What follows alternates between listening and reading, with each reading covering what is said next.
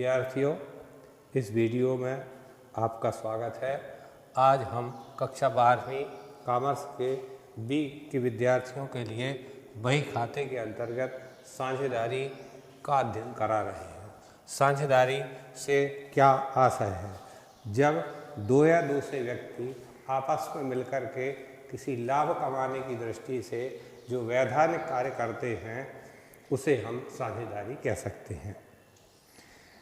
दो या दो से अधिक व्यक्ति किसी समझौते के अनुसार वैधानिक व्यापार से संचालन से प्राप्त लाभ हानि को आपस में बांटने को सहमत होते हैं।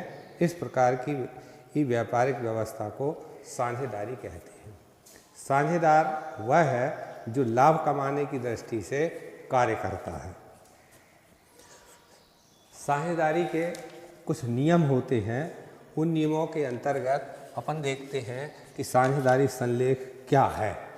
साझेदारी संलेख क्या है? साझेदारी संलेख के अंतर्गत उसकी एक नियमावली होती है और उस नियमावली के अंतर्गत अपन देखते हैं उसमें कौन कौन सी चीज़ें लिखी रहती हैं। इसके अंतर्गत 4 बातें आती हैं साझेदारी संलेख के अंतर्गत। साझेदारी फर्म का नाम, पता, कार्यालय, व्यवसाय की प्रकृति का उल्लेख किया जाता है। दूसरा, प्रत्येक साझेदार के नाम, उनके पते, उनके व्यक्तिगत व्यवसाय, प्रत्येक साझेदारों के द्वारा लगाई गई पूंजी और उनका स्वरूप, साझेदारों द्वारा लगाई गई पूंजी व उनके द्वारा किए गए आहरण तथा ब्याज निर्धारण। आहरण उसे कहते हैं जब व्यक्ति अपने निजी उपयोग के लिए अपनी दुकान में से जो माल या पैसा निकालता है उस क्रिया को आहरण कहते हैं। तो पूंजी के आधार पर वह आहरण कर सकता है। 5वां है, फर्म के लाभ हानि वितरण का अनुपात क्या होगा? बराबर बराबर होगा या 1, 2, 3 के अनुपात में होगा या 3, 2, 4 के अनुपात में होगा? किस अनुपात में होगा? इस साझेदारी संलेख के अंतर्गत लिखा जाता है। साझेदारों को दिए जाने वाले पारिश्रमिक, वेतन, कमीशन आदि का निर्धारण किया जाता है। वैसे तो किसी को वेतन, कमीशन नहीं मिलता है, पर यदि संलेख के अंतर्गत हम लिख देते हैं तो उसे अपने को वेतन या कमीशन देना पड़ता है। फर्म की ख्याति के मूल्यांकन की विधि क्या होगी?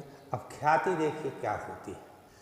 पुराना ग्राहक जब पुरानी दुकान पर उसी दुकान पर आकर के सामान खरीदता है या व्यवहार करता है उसे ख्याति कहते हैं। ये ख्याति भी कई प्रकार से प्राप्त की जाती है। अच्छा माल देने के कारण, अच्छा व्यवहार होने के कारण, घर पहुंच सेवा के द्वारा या और अन्य ऐसी चीज़ें होती हैं, उधार देने के कारण इससे दुकान की ख्याति बढ़ती है। नए साझेदार के प्रवेश एवं निवृत्ति अथवा मृत्यु के समय की व्यवस्था का उल्लेख करना। जब कोई साझेदार संस्था से अलग होता है या निवृत्तमान होता है तब अपने को ख्याति की गणना कैसे करेंगे? उसकी मृत्यु हो जाती है या उसको अलग कर दिया जाता है तब उस साझेदार की व्यवस्था हेतु आपस में सारे साझेदार बैठ करके सलाह करते हैं कि उसको नगद पैसे देना है या उसका पैसा ऋण के रूप में रखना है या किस्तों में पैसे देना। साझेदार द्वारा फर्म को पूंजी के अतिरिक्त राशि अथवा ऋण देने पर ब्याज दर का प्रावधान। यदि किसी साझेदार ने संस्था के लिए अपनी पूंजी के अतिरिक्त आवश्यकता पड़ने पर कभी ऋण दिया है तो उस ऋण का कोई समझौता तो है नहीं, तो उसके ऊपर नियम है कि उसको 6% वार्षिक 50 पैसे प्रति माह की दर से उसके ऋण के ऊपर भुगतान किया जाएगा। ये व्यवस्था होती है। साझेदार के प्रवेश, अवकाश, मृत्यु आदि पर ख्याति का मूल्यांकन किस प्रकार से किया जाएगा? ख्याति की गणना 3-4 पद्धतियाँ उसमें औसत विधि भी है, सामान्य विधि भी है, पूंजीकरण विधि भी है। तो किस विधि से आपको कार्य करना है एक ख्याति की उत्पत्ति, ख्याति तैयार करेंगे। बैंक खातों को संचालन करने का अधिकार किसे होगा? जब अपन साझेदारी संस्था रखेंगे उसमें कम से कम 2 व्यक्ति होते हैं, अधिक से अधिक बैंकिंग व्यवसाय के लिए 10 होते हैं और सामान्य व्यवसाय के लिए 20 होते हैं। तो उन 20 सदस्यों में से बैंक का संचालन कौन साझेदार करेगा, इसकी अपने को व्यवस्था करना पड़ती है। दिवालिया की स्थिति में हिसाब किताब का निपटारा किस प्रकार किया जाएगा। ये एक दिवालिया एक ऐसी चीज़ है जो साझेदारी के अंतर्गत कई बार ऐसा होता है, जैसे अभी वर्तमान में अपन ने देखा कि सोने के रेट 50,000 55,000 तक पहुंच चुके थे। आज अपन देख रहे हैं सोने के रेट गिर गए। इसी प्रकार चांदी के रेट है, चांदी के रेट अभी कुछ दिन पहले अपन देख रहे थे कि 71,000 72,000 रुपया किलो हो गई थी। आज वर्तमान में अपन देख रहे हैं 45-46 रह गई। अगर किसी व्यापारी ने 71,000 की चांदी खरीदी है और आज 41,000 की रहती है तो उसे 20,000 का घाटा होता है। तो अपना हिसाब किताब न्यायालय में प्रस्तुत करके वो बताता है कि मुझे हानि हो गई है और न्यायालय उसे दिवालिया घोषित कर देता है। ये दिवालिया का कारण है। दिवालिया की स्थिति में हिसाब किताब का निपटारा किस प्रकार होगा। खातों का अंकेक्षण कौन करेगा। हर संस्था के अंतर्गत एक ऑडिटर होता है और वह ऑडिटर इनके खातों का मूल्यांकन करता है और उसकी रिपोर्ट प्रस्तुत करता है ताकि इनकम टैक्स सेल टैक्स की जानकारी प्राप्त हो सके। साझेदारों के मध्य कोई विवाद स्थिति होती है तो उसे कहाँ निपटाएंगे। सामान्य रूप से तो आपस में बैठ कर निपटा लेते हैं, यदि नहीं निपटती है तो फिर न्यायालय में निपटाने की आवश्यकता होती है। किन परिस्थितियों में साझेदार फर्म को विघटित कर सकेगा। अब कौन सी परिस्थितियां होंगी जब आपकी साझेदारी संस्था समाप्त हो सकती है। मान लीजिए उसने कोई सड़क बनाने का ठेका लिया है साझेदारी संस्था ने, तो सड़क बन जाएगी, साझेदारी अपने आप खत्म हो जाएगी। या मान लीजिए कोई बांध बनाने का ठेका लिया उसने, बांध बनकर पूरा हो जाएगा तो उसकी साझेदारी समाप्त हो जाती है। ये साझेदारी संलेख के अंतर्गत इतनी बात हो गई। अब यदि मान लीजिए संलेख के अंतर्गत इन्होंने कोई चर्चाएं नहीं की हैं तो अब देखेंगे अपन साझेदारी संलेख के अभाव में होने वाले नियम क्या होते हैं। पहला पॉइंट था कि भाई पूंजी पर ब्याज नहीं मिलेगा। अब इसमें अभाव के अंतर्गत यदि लिखा हुआ है तो उसको ब्याज भी अपन देना पड़ेगा। साझेदारी संलेख अधिनियम 1932 की प्रमुख प्रावधानों की व्याख्या के अंतर्गत ये बातें हैं।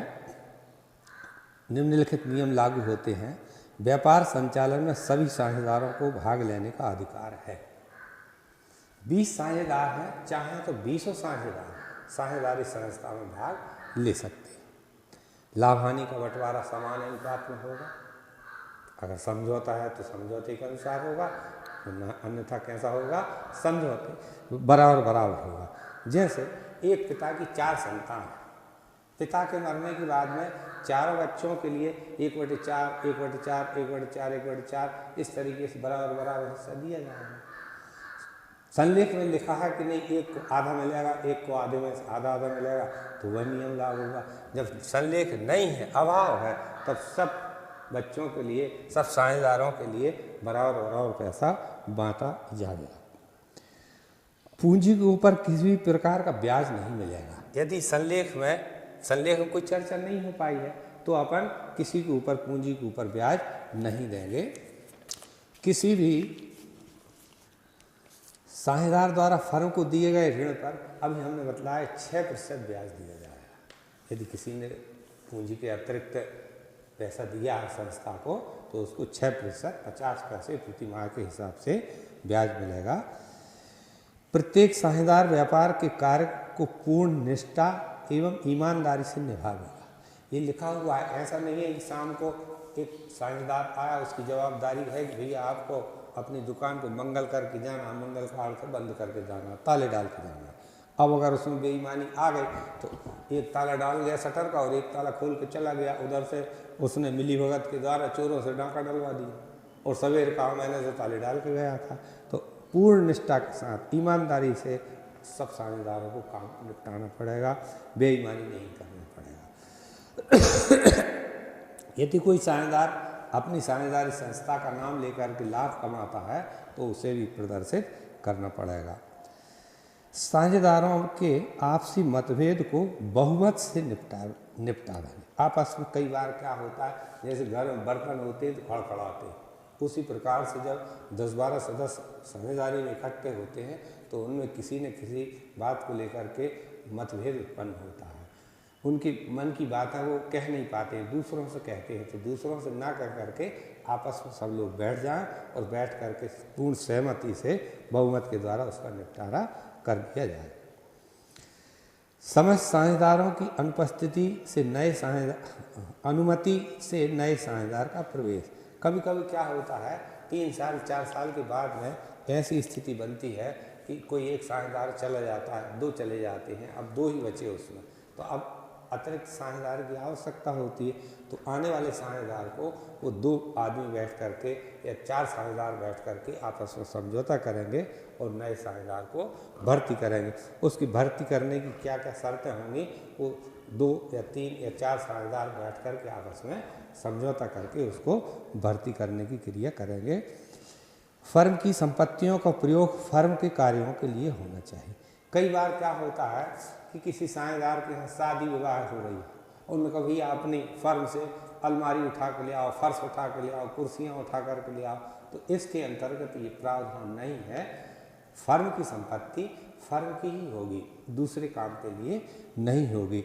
इस तरीके से अपन ने देखा कि साझेदारी से आशय लाभ कमाने के उद्देश्य से जो व्यक्ति वैधानिक कार्य करता है आपस में बांटने के लिए, उसे अपन साझेदारी कहते हैं। साझेदारी संलेख के अंतर्गत 12 बातें बताएं। साझेदारी संलेख के अभाव में ये आपको उपरोक्त बात बतलाई। धन्यवाद।